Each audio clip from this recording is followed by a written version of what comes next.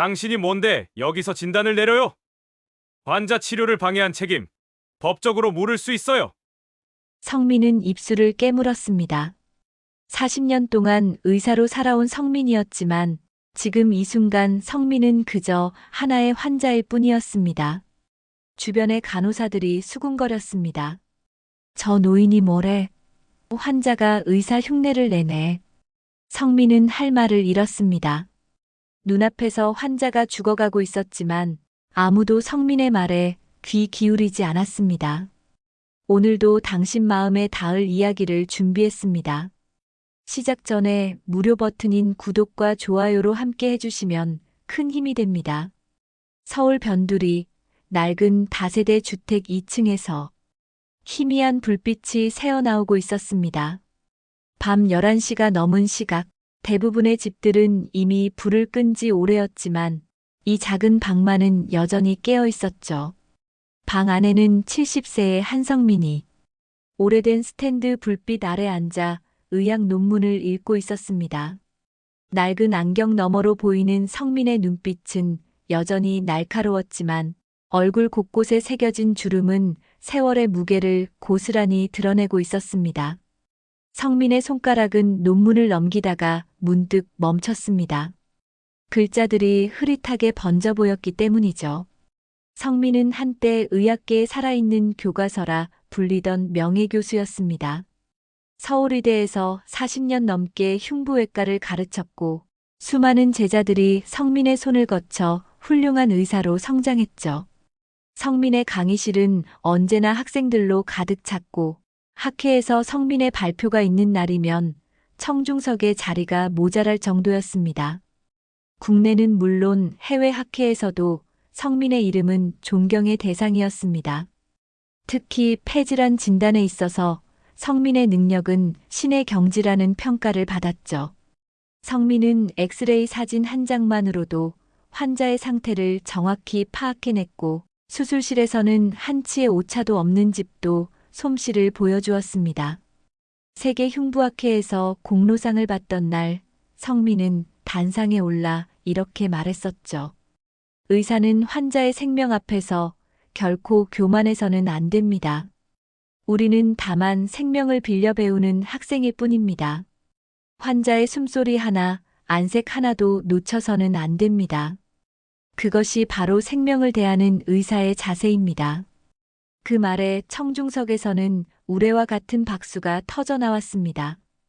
그날 밤 성민은 아내 윤희와 함께 호텔 발코니에서 야경을 바라보며 말했습니다. 여보, 나는 참 행복한 사람이요.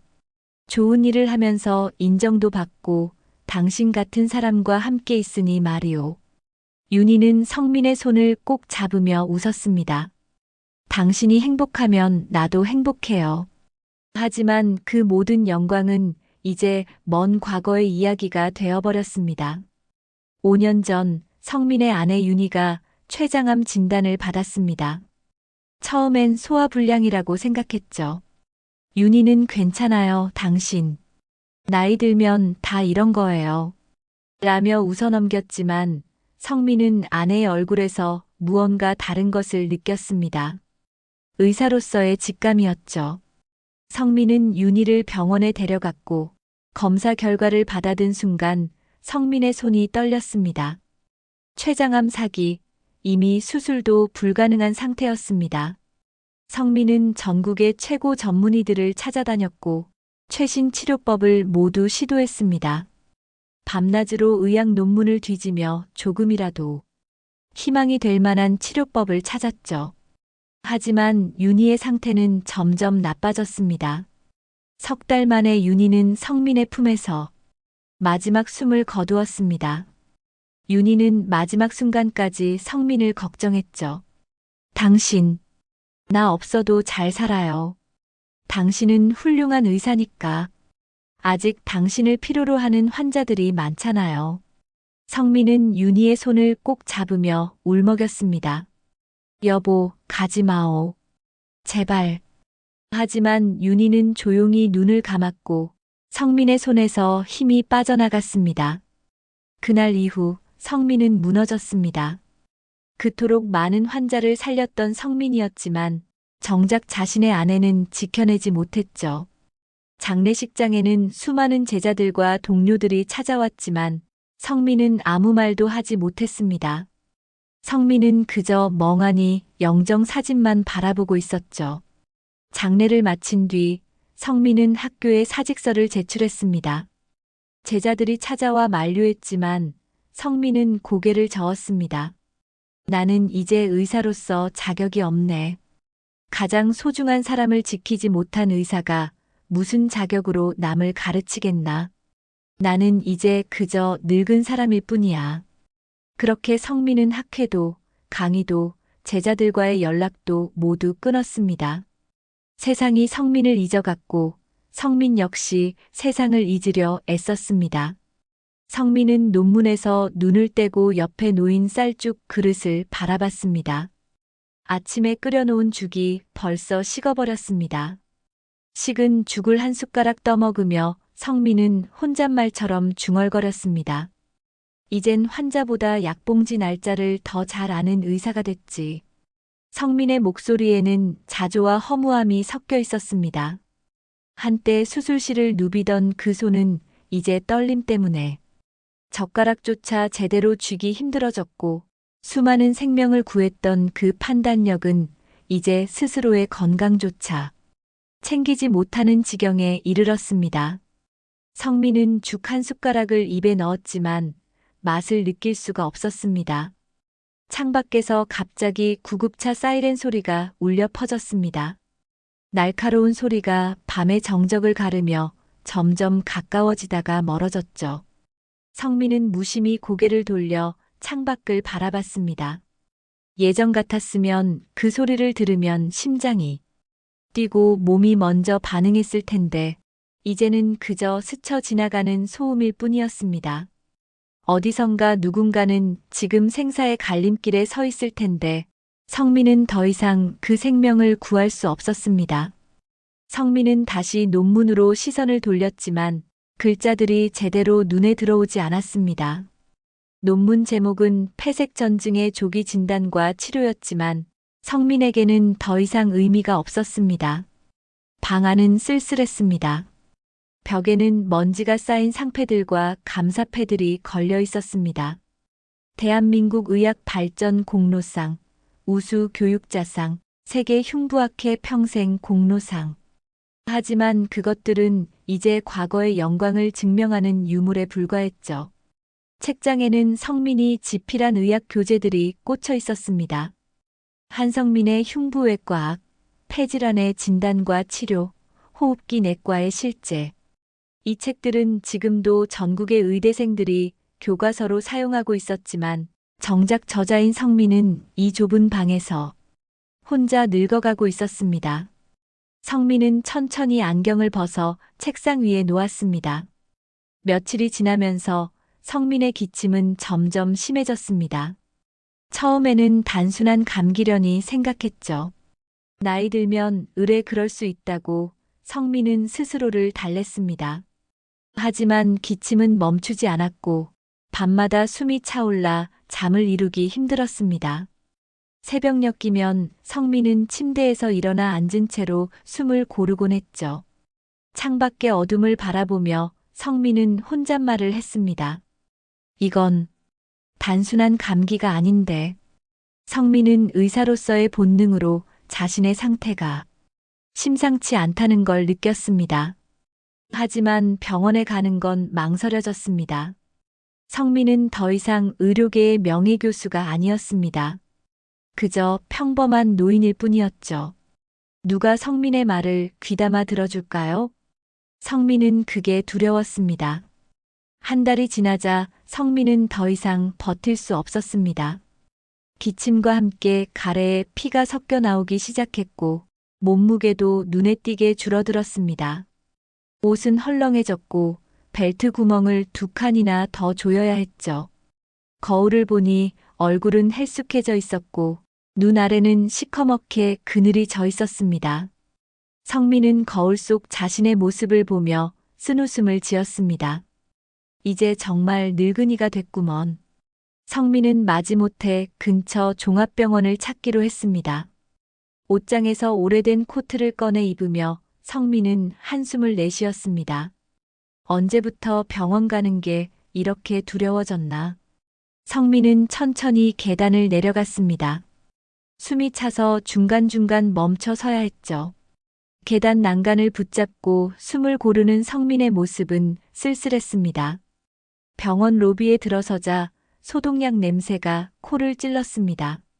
예전에는 익숙했던 냄새였지만 이제는 낯설고 불편하기만 했습니다. 로비는 사람들로 붐볐습니다.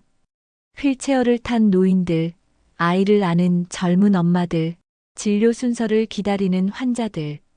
성민은 그 사이를 천천히 걸어갔습니다. 접수 창구 앞에는 긴 줄이 늘어서 있었고 성민은 그 끝에 섰습니다. 한참을 기다린 끝에 성민의 차례가 왔습니다. 접수 창구의 젊은 여직원은 컴퓨터 화면만 보며 무표정하게 말했습니다. 신분증이랑 보험증 주세요. 성민은 지갑에서 신분증을 꺼내 건넸습니다. 손이 떨려 신분증을 떨어뜨릴 뻔했죠.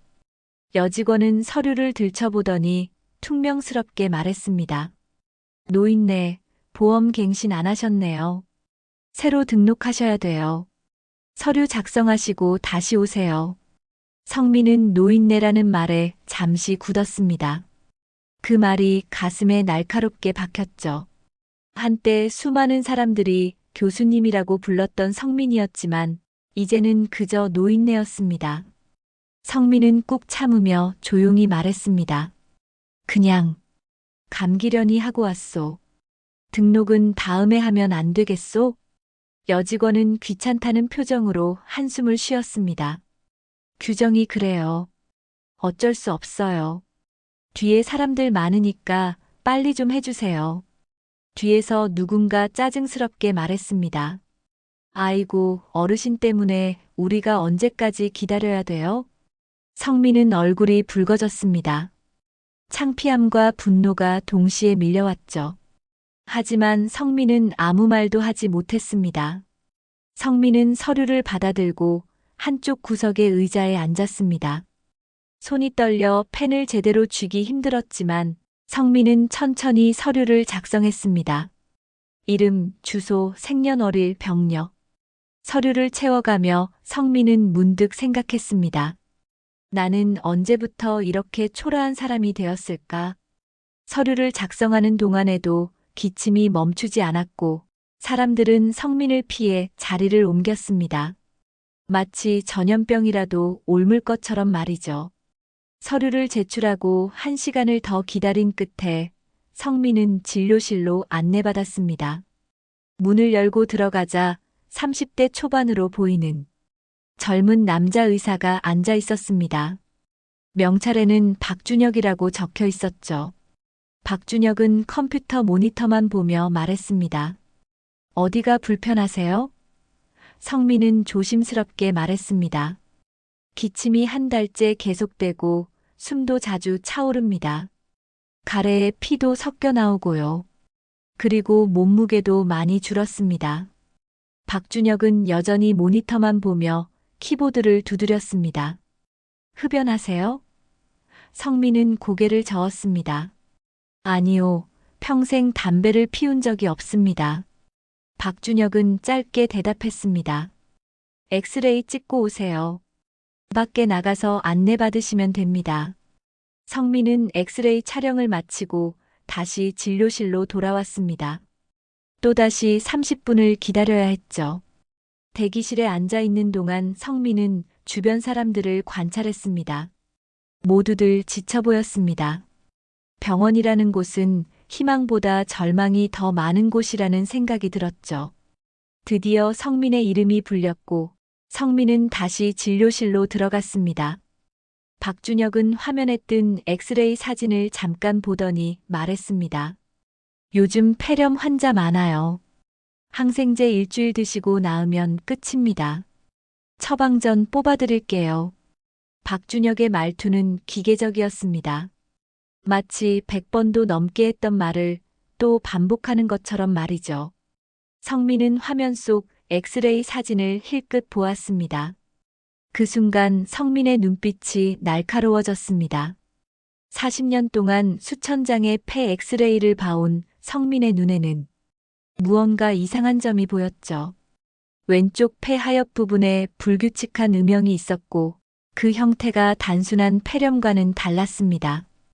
경계가 불분명했고 주변 조직과의 대비가 이상했죠. 성민은 수십 년간 쌓아온 경험으로 그것이 무엇을 의미하는지 알 수 있었습니다. 성민은 조심스럽게 물었습니다. 혹시 폐 음영이 불규칙하진 않소? 저기 왼쪽 하엽 부분 말이오. 경계가 명확하지 않은 것 같은데. 박준혁은 성민을 처음으로 제대로 쳐다보았습니다. 그리고는 코웃음을 쳤죠. 그런 건 저희가 판단합니다. 어르신은 편히 쉬세요. 의학 드라마 너무 많이 보신 거 아니에요? 박준혁의 말투에는 분명한 무시가 담겨 있었습니다. 성민은 입술을 깨물었습니다. 아니, 내가 보기엔 그게 단순한 염증이 아닌 것 같소. 혹시 CT를 한번. 박준혁은 성민의 말을 자르며 날카롭게 말했습니다. 어르신, 여기는 병원입니다. 의사가 판단하는 곳이에요. 과잉 검사하면 보험 처리도 안 되고 비용만 나가요. 걱정 마시고 약만 잘 드세요.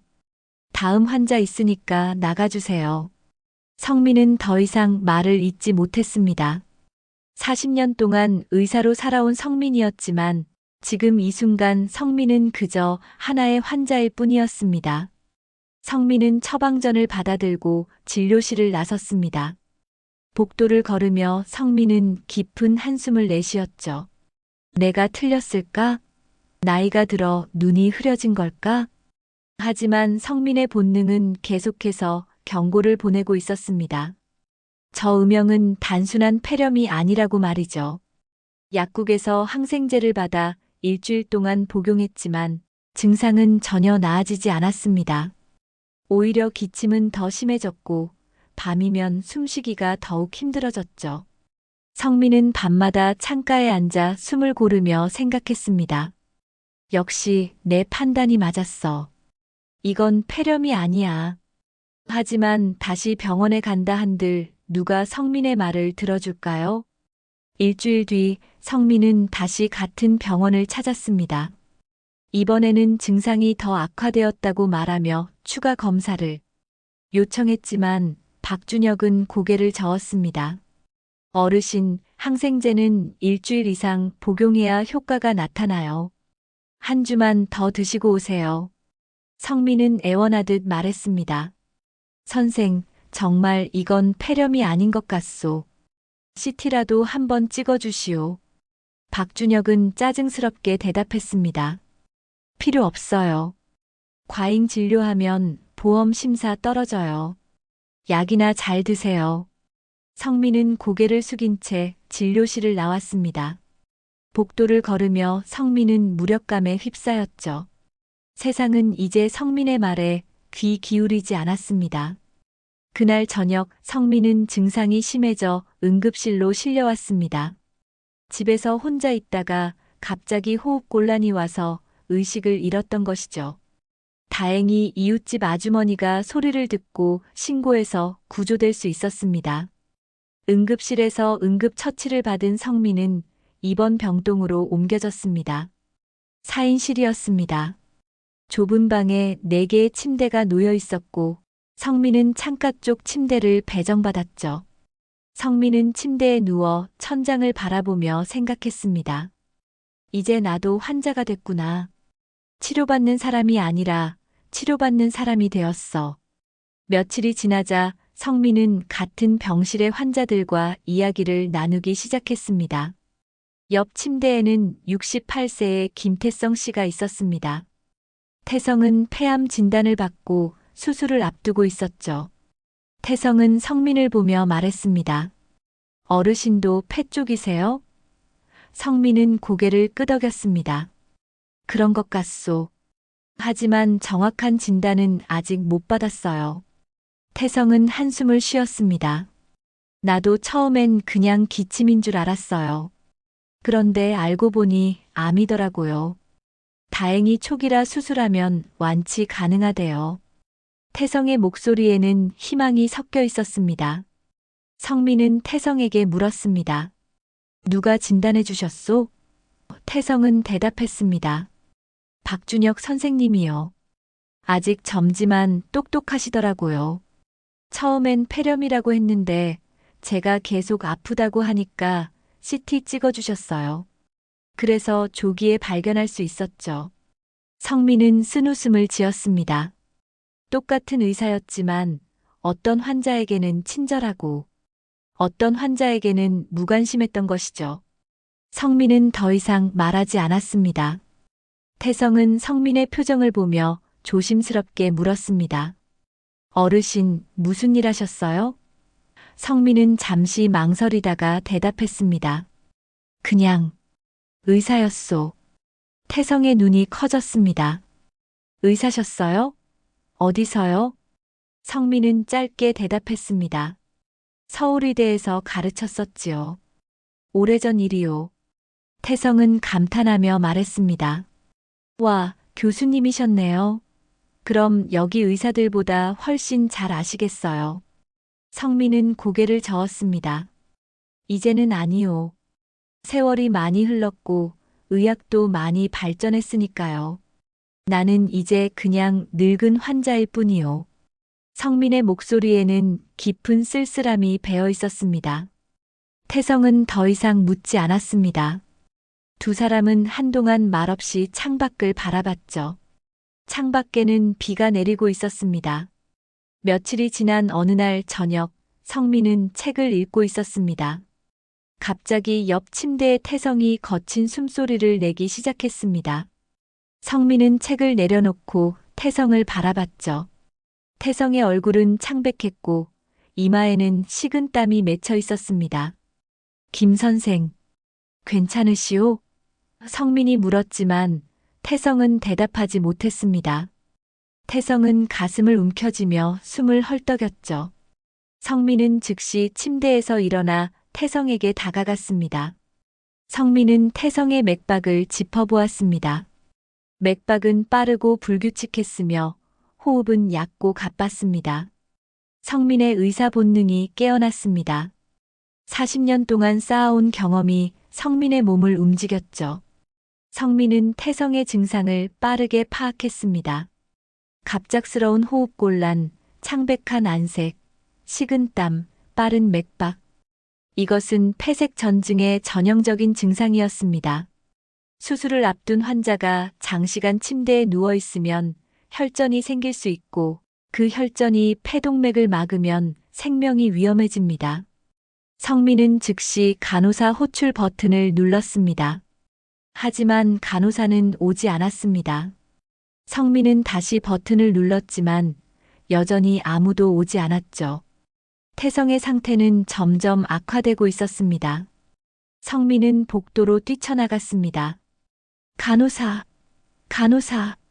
성민의 목소리는 복도에 울려 퍼졌습니다. 간호사 스테이션에서 젊은 간호사가 귀찮다는 표정으로 나왔습니다. 왜 그러세요? 시끄럽게. 성민은 다급하게 말했습니다. 환자가 쓰러졌소. 빨리 와보시오. 폐색전 갔소. 간호사는 반신반의하며 성민을 따라 병실로 들어왔습니다. 태성을 보더니 간호사의 얼굴이 굳었습니다. 잠깐만 기다리세요. 간호사는 황급히 밖으로 나가 다른 의료진을 불렀습니다. 곧 의사와 간호사들이 우르르 몰려왔고 태성은 응급처치를 받기 시작했습니다. 성민은 침대 옆에 서서 상황을 지켜봤습니다. 의료진들은 산소 마스크를 씌우고 링거를 꽂았지만 정작 중요한 조치는 하지 않고 있었습니다. 성민은 참지 못하고 말했습니다. 이건 폐색전이요. 혈전 용해제를 준비해야 하오. 한 간호사가 성민을 밀쳐내며 소리쳤습니다. 환자 보호자가 왜 함부로 지시하세요? 비켜주세요. 성민은 뒤로 물러났지만 태성의 상태는 계속 악화되고 있었습니다. 태성의 입술은 파래지고 있었고 의식이 흐려지기 시작했죠. 성민은 주먹을 불끈 쥐었습니다. 잠시 후 태성의 심장이 멈췄습니다. 심전도 모니터에서 평평한 선이 나타났고 기계음이 날카롭게 울려 퍼졌죠. 심정지예요. 간호사가 외쳤습니다. 의료진들은 급하게 심폐소생술을 시작했습니다. 가슴 압박을 하고 제세동기를 준비했죠. 성민은 그 광경을 지켜보며 이를 악물었습니다. 처음부터 혈전용해제를 투여했어야 했는데 성민의 마음은 타들어갔지만 성민은 더 이상 아무것도 할 수 없었습니다. 성민은 그저 환자 보호자일 뿐이었으니까요. 아니, 같은 병실을 쓰는 다른 환자일 뿐이었습니다. 성민의 손은 주먹을 쥐었다 펴기를 반복했습니다.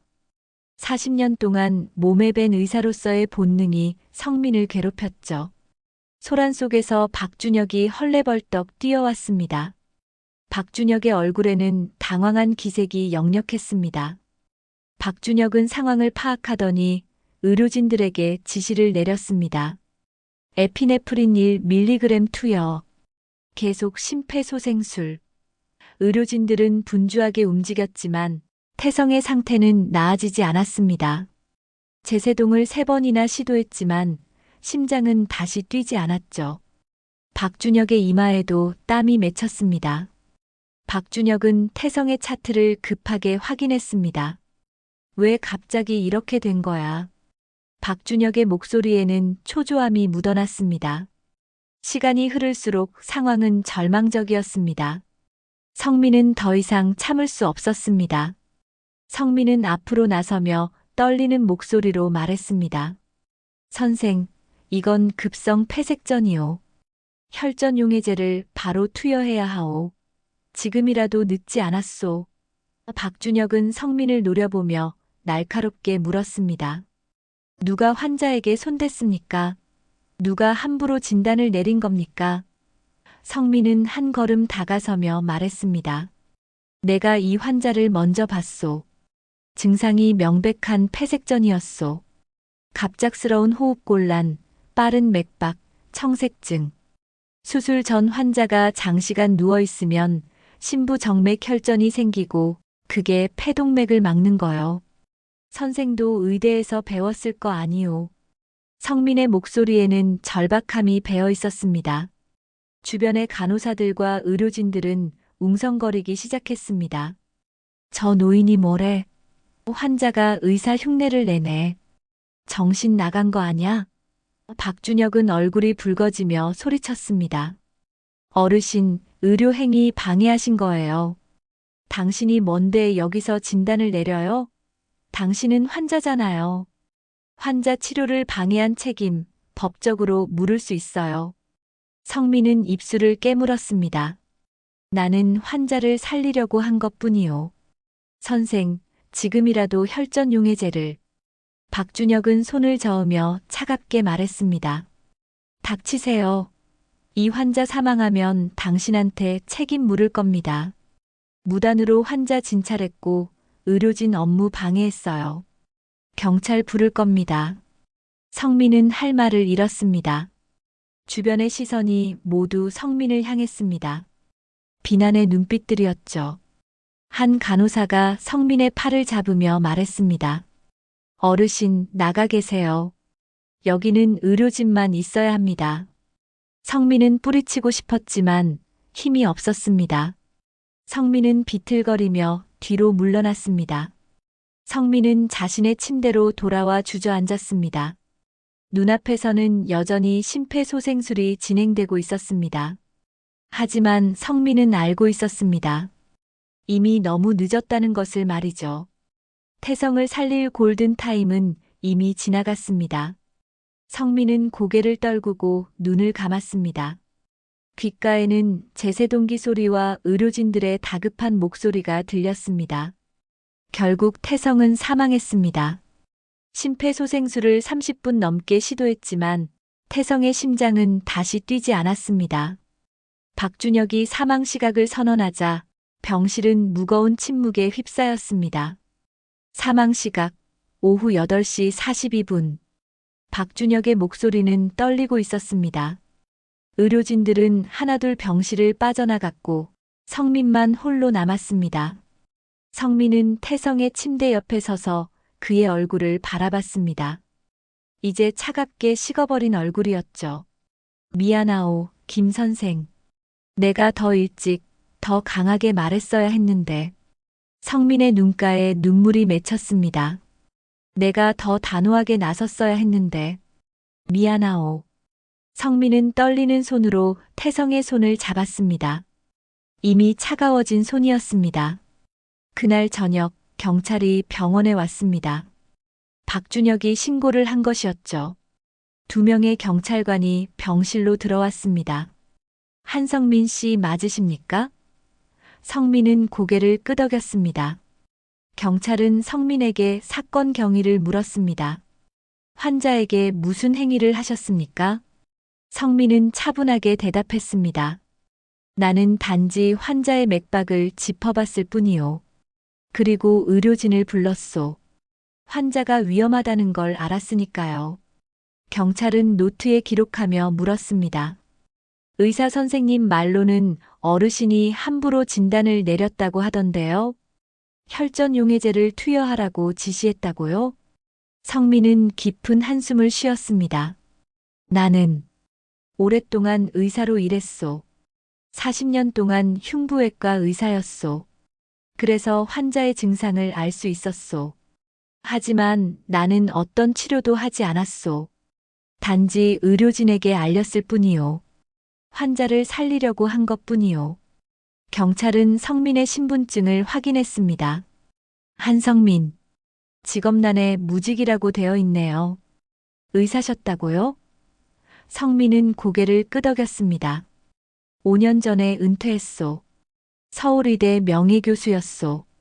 흉부외과 전공이었소. 경찰은 의아한 표정을 지었습니다. 명예교수요? 그럼 의사 면허는 있으신 거네요? 성민은 대답했습니다. 면허는 있소. 하지만 이제 진료는 하지 않소. 5년 동안 환자를 본 적이 없소. 경찰은 몇 가지를 더 물어본 뒤 말했습니다. 일단 조사는 여기까지 하겠습니다. 병원 측과 유족이 고소하면 다시 조사받으셔야 합니다. 필요하면 다시 연락드리겠습니다. 경찰이 떠난 뒤 성민은 멍하니 창밖을 바라봤습니다. 밤하늘에는 별이 하나도 보이지 않았습니다. 어둠만이 세상을 덮고 있었죠. 성민은 자신의 인생도 저 어둠처럼 끝나가고 있다는 생각을 했습니다. 다음 날 아침 병원은 발칵 뒤집혔습니다. 환자 사망 사건이 언론에 보도된 것이었죠. 모 종합병원에서 환자 사망 사건 발생, 비의료인 노인 개입 의혹. 뉴스 기사 제목이었습니다. 기사 내용은 왜곡되어 있었습니다. 마치 성민이 환자를 함부로 진찰해서 치료를 방해했고 그로 인해 환자가 사망한 것처럼 쓰여 있었죠. 성민의 얼굴은 모자이크 처리되어 화면에 나왔습니다. 무자격 노인의 의료 행위, 환자 사망으로 이어져 자극적인 문구들이 화면을 가득 채웠습니다. 병원 측은 입장문을 발표했습니다. 해당 환자는 급성 심장마비로 사망했으며 최선을 다해 치료했으나 안타깝게도 사망에 이르렀습니다. 며칠 후 성민은 병원을 퇴원했습니다. 더 이상 그곳에 있을 수 없었죠. 병원 복도를 걸을 때마다 사람들의 수군거림이 들렸고 따가운 시선이 성민을 따라다녔습니다. 저 사람이 그 노인이래. 환자 죽게 만든 사람. 의사 흉내 내다가 사람 죽였대. 성민은 고개를 숙인 채 병원 문을 나섰습니다. 밖은 흐렸고 찬바람이 불었습니다. 성민은 코트 깃을 세우며 천천히 걸었습니다. 집으로 돌아오는 길, 성민의 발걸음은 무거웠습니다. 버스 정류장 벤치에 앉아 숨을 고르던 성민은 옆 사람이 보던 신문 헤드라인을 보았습니다. 비의료인 노인, 병원에서 환자 치료 방해, 사망 사고로 이어져. 성민은 고개를 돌렸습니다. 더 이상 볼 수 없었습니다.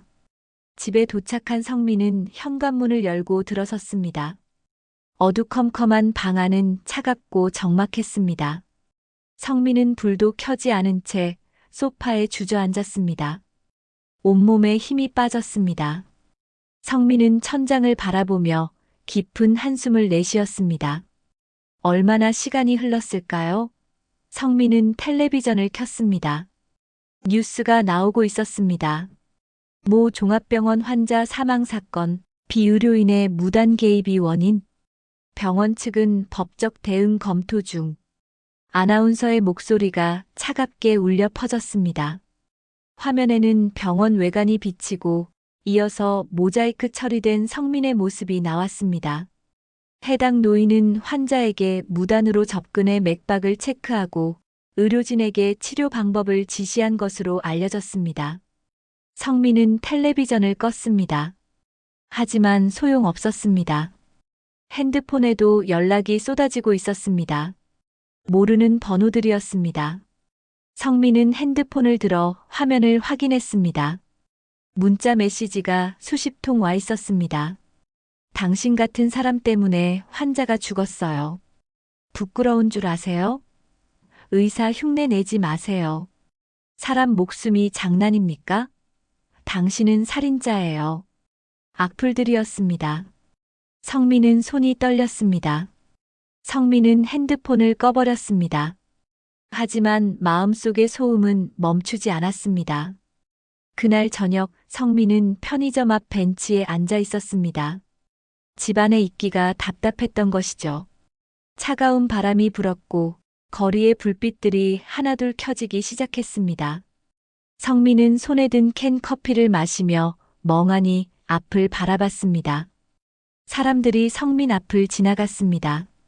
젊은 연인들, 퇴근하는 직장인들, 아이 손을 잡은 엄마들. 누구도 성민을 알아보지 못했습니다. 성민은 그저 길거리의 평범한 노인일 뿐이었죠. 성민은 문득 생각했습니다. 내가 언제부터 이렇게 투명한 존재가 되었을까? 성민은 머리를 감싸 쥐었습니다. 내가 뭘 잘못한 거지? 사람을 살리려 했을 뿐인데. 성민의 목소리는 떨렸습니다. 그때 뒤에서 목소리가 들렸습니다. 아버지, 이게 뭐예요? 성민은 고개를 돌렸습니다. 거기에는 성민의 딸 한지수가 서 있었습니다. 지수는 35살 서울대병원 외과의사였습니다. 성민의 자랑이자 유일한 가족이었죠. 지수의 얼굴에는 걱정과 당혹감이 뒤섞여 있었습니다. 지수는 손에 신문을 들고 있었습니다. 성민은 신문을 보지 않으려 했지만 헤드라인이 눈에 들어왔습니다. 환자 사망 사건의 중심, 70대 노인의 정체는? 지수는 성민 앞에 서서 물었습니다. 아빠, 이 기사가 정말 아빠 얘기예요? 성민은 고개를 돌렸습니다. 대답하고 싶지 않았습니다. 지수는 성민 옆에 앉으며 말을 이었습니다. 병원에서 난리 났어요. 동료 의사들이 다 물어봐요. 저희 아버지 맞냐고. 아빠가 환자 치료 방해했다고, 사망사고 일으켰다고. 지수의 목소리가 떨렸습니다. 성민은 여전히 고개를 돌린 채였습니다. 지수는 계속 말했습니다. 아빠, 대체 무슨 일이 있었던 거예요? 신문에 나온 게 사실이에요? 성민은 힘없이 말했습니다. 지수야, 나는 환자를 살리려 했을 뿐이야. 그 환자는 폐색전이었어. 내가 봤을 때 명백했지. 증상도 전형적이었고 상황도 딱 맞아떨어졌어. 하지만 아무도 내 말을 듣지 않았어. 성민은 잠시 말을 멈췄다가 이어갔습니다. 담당 의사는 나를 무시했어. 늙은이 취급했지. 간호사들도 마찬가지였어. 나는 그저 환자가 죽어가는 걸 막고 싶었을 뿐이야. 40년 동안 의사로 살았는데 어떻게 환자가 죽어가는 걸 보고만 있어? 성민의 목소리가 잠겼습니다. 지수는 한숨을 쉬었습니다. 아빠, 이제 그만해요. 아빠는 이제 은퇴하신 거예요. 더 이상 현장 의사가 아니라고요. 세상이 아빠를 몰라본다고 다시 의사로 돌아올 순 없어요. 지수의 목소리에는 간절함이 섞여 있었습니다. 성민은 지수를 바라봤습니다. 지수야, 의사는 은퇴해도 의사야. 면허증을 반납한다고, 병원을 떠난다고. 의사가 아닌 게 아니야. 환자가 죽어가는데 어떻게 그냥 보고만 있어? 내가 5년 동안 진료를 안 했다고 해서 40년 동안 쌓은 경험이 사라지는 건 아니야. 내 눈은 여전히 환자의 상태를 볼 수 있어. 내 손은 여전히 맥박을 느낄 수 있어. 내 머리는 여전히 진단을 내릴 수 있다고. 성민의 목소리는 절절했습니다. 지수는 고개를 저었습니다. 아빠, 세상이 달라졌어요. 세상은 아빠를 몰라봐요. 지수는 계속 말했습니다. 아빠가 누구였는지, 얼마나 훌륭한 의사였는지 아무도 모른다고요. 지금 사람들 눈에 아빠는 그냥 환자 치료 방해한 노인일 뿐이에요. 인터넷에는 아빠 욕하는 글들이 수없이 많아요. 아빠를 처벌하라는 청원도 올라왔어요. 아빠, 제발, 이제 그만해요. 지수의 눈에 눈물이 고였습니다. 성민은 고개를 숙였습니다. 지수야, 나도 알아. 내가 이제 아무것도 아니라는 거. 세상이 나를 필요로 하지 않는다는 거. 하지만 성민은 말을 잇지 못했습니다. 성민의 눈에서 눈물이 떨어졌습니다. 지수야, 난 아직도 환자 눈빛을 보면 알 수 있다. 그게 죽어가는 눈이란 걸. 그런데 내가 손 놓고 있어야 한다는 게 그게 너무 괴로워. 지수는 성민의 어깨를 안았습니다. 아빠, 엄마 돌아가신 뒤로 아빠 많이 힘들었잖아요. 저도 알아요. 아빠가 자책하고 계신 거. 엄마를 살리지 못했다고, 의사로서 실패했다고. 하지만 아빠, 이제 그만 스스로를 괴롭히지 마세요. 엄마는 아빠 탓이 아니에요. 아빠가 최선을 다했어요. 성민은 고개를 저었습니다. 아니야, 지수야. 나는 수많은 환자를 살렸지만 정작 내 아내는 살리지 못했어. 내가 의사로서 무슨 의미가 있나? 그리고 이번에도 내 눈앞에서 또 사람이 죽었어. 지수는 성민의 손을 꼭 잡았습니다. 아빠는 훌륭한 의사였어요. 지금도 그래요. 하지만 이제는 쉬셔야 해요. 제발. 성민은 지수를 바라봤습니다. 딸의 눈에는 눈물이 가득했습니다. 성민은 지수를 안아주었습니다. 미안하다, 지수야. 아빠가 너한테 짐이 되는구나. 지수는 고개를 저으며 울었습니다. 아빠는 제 자랑이에요. 항상 그랬어요. 하지만 아빠가 다치는 건 보고 싶지 않아요. 두 사람은 한참 동안 말없이 안고 있었습니다. 차가운 바람이 불었고 거리의 사람들은 그들을 스쳐 지나갔습니다. 성민은 지수의 등을 토닥이며 생각했습니다. 내가 이 아이한테 무슨 짓을 한 거지? 며칠이 지났습니다. 성민은 집에서 조용히 지냈습니다. 뉴스는 계속해서 사건을 보도했고 인터넷에는 성민을 비난하는 글들이 넘쳐났습니다. 성민은 그 모든 것을 외면하려 했지만 쉽지 않았습니다. 밤마다 악몽을 꾸었습니다.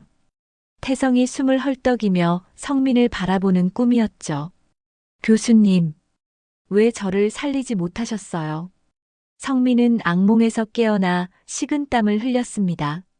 창밖은 여전히 어두웠고 성민은 다시 잠들 수 없었습니다. 성민은 침대에서 일어나 책상 앞에 앉았습니다. 오래된 의학 교과서를 펼쳤습니다. 폐색 전증에 관한 챕터였습니다. 성민은 그 내용을 천천히 읽어 내려갔습니다. 그러던 어느 날 성민에게 연락이 왔습니다. 병원 윤리위원회에서 나온 전화였습니다. 한성민 씨, 윤리위원회 긴급회의에 참석해 주셔야 합니다. 사건 조사를 위해 증인으로 출석하셔야 해요. 병원 측에서 CCTV 영상을 확보했고 몇 가지 의문점이 발견되었습니다. 성민은 잠시 망설였습니다. 하지만 거절할 수 없었습니다. 알겠습니다. 가겠습니다. 성민은 전화를 끊고 창밖을 바라봤습니다. 드디어 진실을 말할 기회가 온 것일까요? 아니면 더 큰 심판을 받게 될까요? 성민은 알 수 없었습니다. 하지만 성민은 결심했습니다. 이번에는 도망치지 않겠다고 말이죠. 며칠 뒤 성민은 병원으로 향했습니다. 윤리위원회 회의실은 병원 5층에 있었습니다. 성민은 천천히 계단을 올라갔습니다. 숨이 차올랐지만 성민은 멈추지 않았습니다. 한 계단 한 계단 오를 때마다 성민의 마음도 무거워졌습니다. 회의실 앞에 도착하자 문이 닫혀 있었습니다. 안에서는 웅성거리는 소리가 들렸습니다. 성민은 깊은 숨을 들이마신 뒤 노크했습니다. 들어오세요. 안에서 목소리가 들렸습니다. 성민은 문을 열고 들어갔습니다. 회의실 안에는 여러 명이 앉아 있었습니다. 병원장, 의료진, 윤리위원회 위원들, 그리고 한쪽에는 박준혁도 앉아 있었습니다. 박준혁은 성민을 보자 고개를 돌렸습니다. 박준혁의 얼굴은 창백했습니다. 회의실 중앙에는 빈 의자가 하나 놓여 있었습니다. 윤리위원회 위원장이 성민에게 말했습니다. 한성민 씨, 저기 앉으시죠. 성민은 천천히 의자에 앉았습니다. 모든 시선이 성민을 향했습니다. 성민은 조용히 앉아 위원들을 바라봤습니다. 위원장이 입을 열었습니다. 한성민 씨, 지난달 23일 저녁에 있었던 환자 김태성 씨 사망 사건에 대해 몇 가지 질문하겠습니다. 사실대로만 대답해 주시기 바랍니다. 성민은 고개를 끄덕였습니다. 네, 말씀하시죠. 위원장이 서류를 보며 물었습니다. 당신은 당시 환자와 같은 병실을 사용하던 입원 환자였습니다. 맞습니까? 성민이 대답했습니다. 맞습니다. 위원장이 다시 물었습니다. 환자가 쓰러졌을 때 당신이 가장 먼저 발견했다고 했는데 어떻게 환자의 상태를 파악했습니까? 성민은 차분하게 대답했습니다. 환자의 호흡 소리가 이상했습니다. 거칠고 불규칙했죠. 저는 책을 읽고 있었는데 그 소리가 들렸습니다. 그래서 환자를 보러 갔고 맥박을 확인했습니다. 맥박은 분당 130회 정도로 빠르고 약했으며 얼굴은 창백했고 식은땀을 흘리고 있었습니다. 입술은 청색증을 보였고요. 전형적인 폐색전 증상이었습니다. 한 위원이 의아한 표정으로 물었습니다. 일반인이 어떻게 그런 것을 알 수 있습니까? 폐색전이라는 진단을 어떻게 내렸죠? 맥박을 정확히 잴 수 있습니까? 성민은 잠시 망설였습니다. 그리고 조용히 말했습니다. 저는 의사입니다. 아니, 의사였습니다. 서울의대에서 40년 넘게 흉부외과를 가르쳤습니다. 폐질환 전문이었죠. 맥박 측정은 의사의 기본입니다. 40년 동안 수만 번 해본 일입니다. 회의실이 술렁거렸습니다. 위원들은 서로 눈빛을 교환했습니다. 위원장이 놀란 표정으로 물었습니다. 서울의대라고요? 이름이 한성민. 위원장은 뭔가를 떠올린 듯 눈을 크게 떴습니다. 위원장은 급히 컴퓨터를 조작했습니다. 그리고 검색 결과를 보더니 입을 벌렸습니다. 한성민, 서울의대 명예교수, 세계 흉부학회 공로상 수상자, 대한민국 의학 발전 공로상, 흉부외과학 교과서 저자. 위원장의 목소리가 떨렸습니다. 다른 위원들도 웅성거리기 시작했습니다. 한성민 교수님이라고? 그분이 살아계셨어? 전설적인 흉부외과 의사 아니었나? 제가 의대생 때 교수님 교과서로 공부했는데. 회의실은 순식간에 소란스러워졌습니다. 박준혁의 얼굴은 창백해졌습니다. 박준혁은 고개를 들어 성민을 바라봤습니다. 성민은 조용히 앉아 있었습니다. 성민의 얼굴에는 아무런 표정도 없었습니다.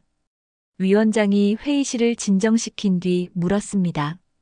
한성민 교수님, 그렇다면 왜 이제까지 신분을 밝히지 않으셨습니까? 처음 병원에 오셨을 때, 아니면 사건 당시에 말씀하셨다면. 성민은 쓴웃음을 지었습니다. 누가 들어주겠습니까? 저는 이미 은퇴한 늙은이입니다. 제가 누구였는지 아무도 기억하지 못합니다. 병원 접수 창구에서는 저를 노인네라고 불렀고, 담당 의사는 제 말을 무시했습니다. 제가 명함을 내밀며 교수였다고 말한들 누가 믿어주겠습니까? 성민의 목소리는 차분했지만 그 안에는 깊은 슬픔이 담겨 있었습니다. 저는 환자로 왔을 뿐입니다. 치료받으러 온 그저 늙은 환자일 뿐이었습니다. 위원장이 다시 물었습니다. 교수님, 당신은 환자가 폐색전이라고 판단하셨고 혈전용해제 투여를 권고하셨습니다. 그 판단의 근거는 무엇이었습니까? 성민은 천천히 설명했습니다.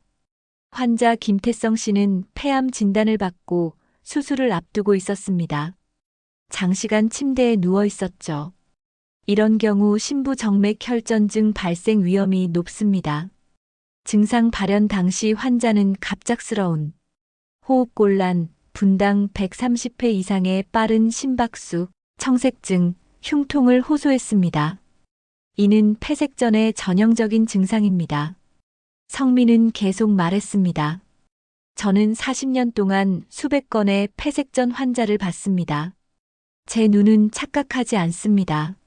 환자의 피부색, 호흡 패턴, 맥박의 강도. 이 모든 것이 폐색전을 가리키고 있었습니다. 저는 즉시 의료진을 불렀고 혈전용해제 투여를 권고했습니다. 하지만 성민은 잠시 말을 멈췄습니다. 아무도 제 말을 듣지 않았습니다. 저는 그저 환자 보호자로 취급받았고 의료 방해자로 몰렸습니다. 회의실은 조용했습니다. 모두가 숨을 죽이고 성민의 말을 듣고 있었습니다. 성민의 목소리는 떨렸지만 그 안에는 분명한 확신이 담겨 있었습니다. 한 위원이 물었습니다.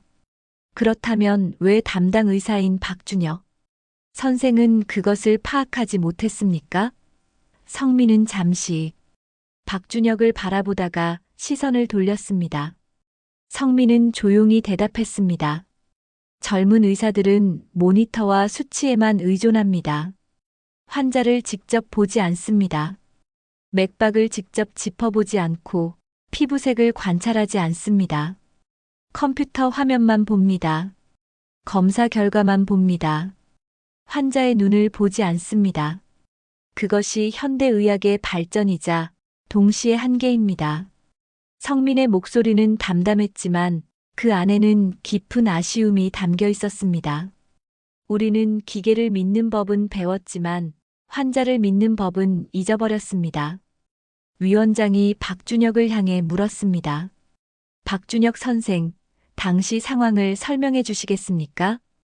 박준혁은 떨리는 목소리로 대답했습니다. 저는 환자가 단순 심장마비라고 판단했습니다. 폐색전 가능성을 고려하지 못했습니다. 아니, 고려하지 않았습니다. 위원장이 다시 물었습니다. 왜 고려하지 않았습니까? 환자는 수술 대기 중이었고 장기간 침상 안정 상태였습니다. 교과서에도 나오는 전형적인 폐색전 위험군이었지 않습니까? 박준혁은 대답하지 못했습니다.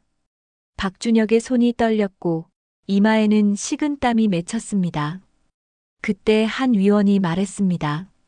저희가 병원 CCTV 영상을 확인했습니다. 몇 가지 의문점이 있습니다. 스크린에 영상이 재생되기 시작했습니다.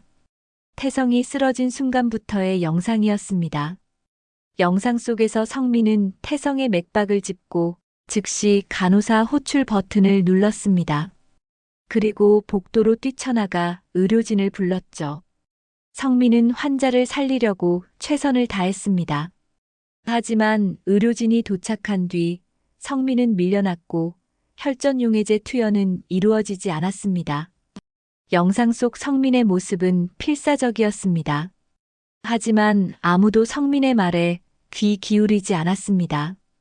위원이 말했습니다. 그리고 저희는 박준혁 선생의 진료 기록도 확인했습니다.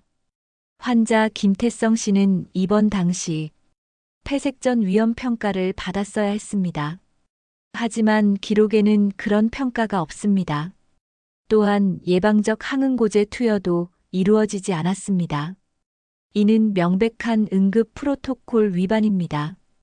박준혁의 얼굴이 하얗게 질렸습니다. 위원은 계속 말했습니다. 더 심각한 것은 환자 사망 후 박준혁 선생이 진료 기록을 수정한 흔적이 발견되었습니다. 폐색전 위험 평가를 나중에 추가했고 사망 원인을 급성 심근경색으로 기재했습니다. 이것은 명백한 의료 기록 조작에 해당합니다. 회의실이 술렁거렸습니다. 병원장은 당황한 표정을 지었고 다른 의료진들은 박준혁을 바라봤습니다. 위원장이 엄숙하게 말했습니다. 박준혁 선생, 이것이 사실입니까?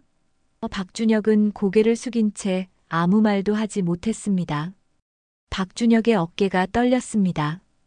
긴 침묵이 흘렀습니다. 회의실 안에 시계 초침 소리만 또각또각 들렸습니다. 그리고 마침내 박준혁이 입을 열었습니다. 죄송합니다. 제가 실수했습니다. 아니, 실수가 아닙니다. 제가 교만했습니다. 제 잘못을 숨기려 했습니다. 박준혁의 목소리는 떨렸고 눈에는 눈물이 맺혔습니다. 위원장이 성민에게 물었습니다. 한성민 교수님, 만약 혈전용해제가 즉시 투여되었다면 환자를 살릴 수 있었습니까? 성민은 잠시 생각하다가 조용히 대답했습니다. 확신할 수는 없습니다. 의학은 확률의 학문이니까요. 하지만 가능성은 충분히 있었습니다. 폐색전은 골든타임이 중요합니다. 증상 발현 후 30분 이내에 혈전용해제를 투여하면 생존율이 70% 이상입니다. 하지만 그 시간을 놓치면 생존율은 급격히 떨어집니다. 성민은 말을 잇지 못했습니다. 저는 그 골든타임을 알고 있었습니다. 그래서 필사적으로 말했던 겁니다.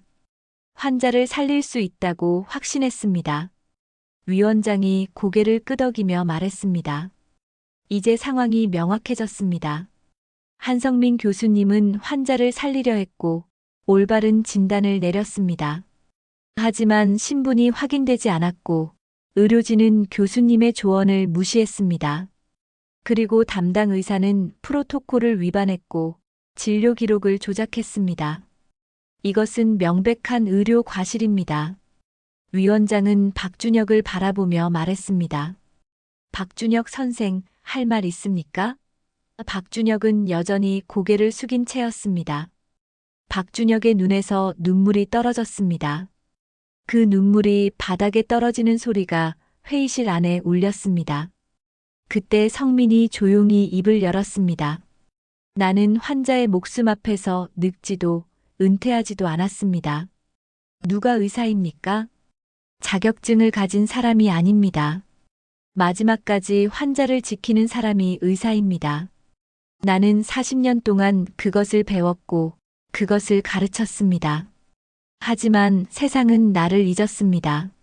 아니, 세상은 의사의 본질을 잊었습니다. 성민의 목소리는 울림이 있었습니다. 우리는 환자를 숫자로 보기 시작했습니다. 모니터 속 수치로 봅니다. 하지만 환자는 수치가 아닙니다. 생명입니다. 누군가의 아버지이고 누군가의 남편입니다. 회의실은 조용했습니다. 모두가 성민의 말에 귀를 기울였습니다. 성민은 계속 말했습니다.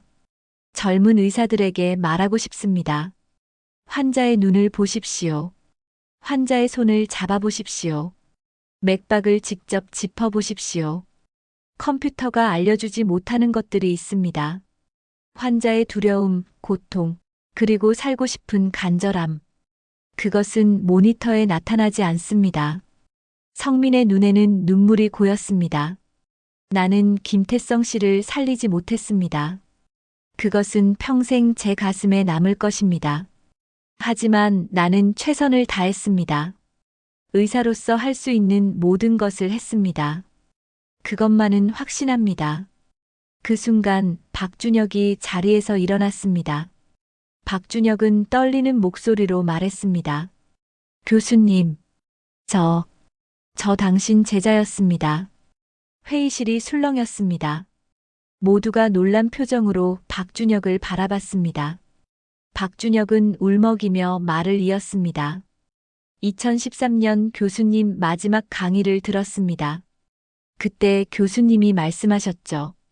의사는 환자의 눈보다 먼저 겸손해야 한다고. 환자 앞에서 교만은 죽음이라고. 근데 전 그걸 잊었습니다. 완전히 잊었습니다. 박준혁의 목소리가 흔들렸습니다. 박준혁은 성민에게 다가갔습니다. 그리고 무릎을 꿇었습니다. 교수님, 용서해 주십시오. 저는 교수님 가르침을 배반했습니다. 환자보다 제 자존심을 지키려 했습니다. 제가 환자를 죽였습니다. 박준혁은 바닥에 이마를 대고 울었습니다. 회의실 밖에서 플래시가 터졌습니다. 언론이 몰려와 있었던 것입니다. 기자들의 카메라가 그 장면을 담았습니다. 한 명의 젊은 의사가 노 교수 앞에 무릎 꿇고 참회하는 장면이었습니다. 그날 저녁 뉴스는 완전히 달라져 있었습니다. 환자 사망 사건의 진실, 명의 교수의 외침, 노인네로 오해받은 남성 알고 보니 의대 전설, 젊은 의사의 참회, 스승 앞에 무릎 꿇다. 언론은 진실을 보도하기 시작했습니다. 성민의 모자이크 처리된 얼굴 대신 젊은 시절 강단에 서 있던 성민의 사진이 화면에 나왔습니다. 하얀 가운을 입고 학생들에게 강의하던 모습, 수술실에서 집중하던 모습, 세계학회에서 상을 받으며 미소 짓던 모습. 그것이 진짜 성민이었습니다. 댓글창은 완전히 반전되었습니다. 교수님께 진심으로 사과드립니다. 우리가 얼마나 함부로 판단했는지 부끄럽습니다. 이분이야말로 진정한 의사입니다. 노인을 무시한 우리 사회를 깊이 반성합니다. 성민을 비난하던 수천 개의 악플은 이제 응원과 사과의 글로 바뀌었습니다. 하지만 성민은 텔레비전을 끄고 조용히 창밖을 바라봤습니다. 성민에게 중요한 것은 여론이 아니었습니다. 성민은 단지 자신의 양심에 따라 행동했을 뿐이었고 그것으로 충분했습니다. 병원 측은 긴급 기자회견을 열어 공식 사과문을 발표했습니다. 병원장은 고개를 깊이 숙이며 말했습니다. 한성민 명예교수님께 진심으로 사과드립니다. 교수님은 환자를 살리려 최선을 다하셨습니다. 저희 병원이 교수님의 조언을 무시하고 오히려 의료 방해자로 몰아간 것은 명백한 잘못입니다. 저희는 이번 사건을 결코 잊지 않고 의료 현장에서 경험과 지혜를 존중하는 문화를 만들어 가겠습니다. 박준혁은 6개월 정직 처분을 받았고 의료윤리 재교육 프로그램에 참여하게 되었습니다. 병원은 전 직원을 대상으로 환자 중심 의료윤리 교육을 의무화했고 특히 노인 환자 존중 프로그램을 새롭게 신설했습니다. 병원장은 성민을 직접 찾아왔습니다. 교수님, 제발 다시 저희 병원으로 돌아와 주십시오. 젊은 의사들을 가르쳐 주십시오. 저희 모두에게 교수님이 절실히 필요합니다. 하지만 성민은 부드럽게 고개를 저었습니다. 고맙습니다. 하지만 아직은 때가 아닙니다. 제가 준비되면, 제 마음이 정리되면 다시 찾아뵙겠습니다. 성민은 집으로 돌아왔습니다. 오랜만에 찾아온 평온한 밤이었습니다. 성민은 창가에 앉아 밤하늘을 바라봤습니다. 별들이 총총히 빛나고 있었습니다. 달도 환하게 밝았습니다. 5년 만에 제대로 보는 아름다운 밤하늘이었습니다. 성민은 오래된 서랍을 천천히 열었습니다. 그리고 아내 윤희의 사진을 꺼내 들었습니다. 결혼식 날 찍은 사진이었습니다. 젊은 윤희는 순백의 드레스를 입고 환하게 웃고 있었고, 젊은 성민은 턱시도를 입고 수줍게 미소 짓고 있었습니다. 성민은 사진을 가슴에 안으며 조용히 말했습니다. 여보, 나 이제 괜찮을 것 같소. 한동안 길을 잃고 캄캄한 어둠 속을 헤맸지만 이제 다시 빛을 찾은 것 같소. 내가 누구인지, 내가 무엇을 해야 하는지 이제 분명히 알 것 같소. 성민의 눈에는 눈물이 고였지만 그것은 슬픔의 눈물이 아니었습니다. 치유의 눈물이었고 새로운 시작을 향한 희망의 눈물이었습니다. 당신이 항상 말했지. 당신은 의사라는 직업과 결혼한 게 아니라 환자를 진심으로 사랑하는 사람과 결혼했다고. 이제야 그 말의 진짜 의미를 깨달은 것 같소. 당신 덕분이요. 사랑하오 여보. 성민은 사진에 조용히 입을 맞추고 조심스럽게 다시 서랍에 넣었습니다. 그날 밤 성민은 오랜만에 편안하게 잠들었습니다. 악몽도 없었고 태성의 괴로워하는 얼굴도 나타나지 않았습니다. 깊고 평화로운 잠이었습니다. 며칠이 지났습니다. 성민에게는 매일같이 연락이 왔습니다. 전국의 대학병원과 의과대학에서 초청 강의 요청이 쇄도했고 의대생들은 성민의 강의를 듣고 싶다는 청원을 온라인에 올렸습니다. 청원 참여자는 일주일 만에 3만 명을 넘었고 2주일이 지나자 5만 명을 돌파했습니다. 성민의 오랜 제자들도 하나둘 연락을 해왔습니다. 교수님, 그동안 연락드리지 못해 정말 죄송합니다. 교수님이 어떻게 지내시는지 몰랐습니다. 다시 뵙고 싶습니다. 교수님께 다시 배우고 싶습니다. 성민은 제자들을 만나 함께 식사를 하고 밤늦도록 이야기를 나눴습니다. 제자들은 이제 40대, 50대의 중견 의사가 되어 있었고 몇몇은 대학 교수가 되어 후학을 양성하고 있었습니다. 성민은 깨달았습니다. 자신이 완전히 잊혀진 것이 아니라는 것을 말이죠. 단지 성민 스스로가 세상과의 모든 연결을 끊어버렸을 뿐이었습니다. 세상은 여전히 성민을 기억하고 있었고, 존경하고 있었고, 간절히 기다리고 있었습니다. 몇 달이 흘렀습니다. 계절은 가을에서 겨울로 넘어가고 있었습니다. 거리의 나뭇잎들은 모두 떨어지고 앙상한 가지만 남았습니다. 하지만 그 가지 끝에는 이미 봄을 준비하는 새싹이 숨어 있었습니다. 성민은 다시 그 병원을 찾았습니다. 이번에는 환자로서가 아니었습니다. 병원 로비에 들어서자 분위기가 확연히 달라져 있었습니다. 접수창구 직원들은 노인 환자들에게 존댓말을 쓰며 친절하게 대했고 곳곳에 모든 환자는 존중받을 권리가 있습니다라는 표어가 붙어 있었습니다. 대기실에는 노인들을 위한 편안한 소파가 놓여 있었고 안내 직원이 친절하게 길을 안내해 주었습니다. 벽면 한쪽에는 반짝이는 동판이 세워져 있었습니다. 성민은 그 앞에 천천히 걸어가 멈춰 섰습니다. 동판에는 이렇게 새겨져 있었습니다. 한성민 명예교수의 가르침을 잊지 않겠습니다. 환자를 숫자가 아닌 생명으로 바라보라.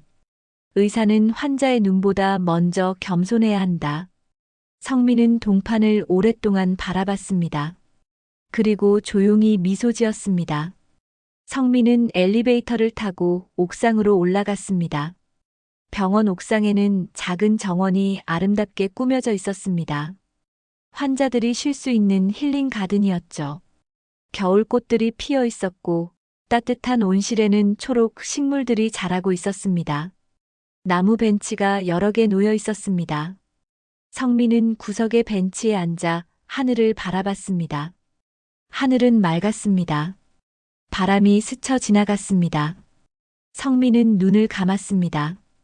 마음이 평온했습니다. 아빠.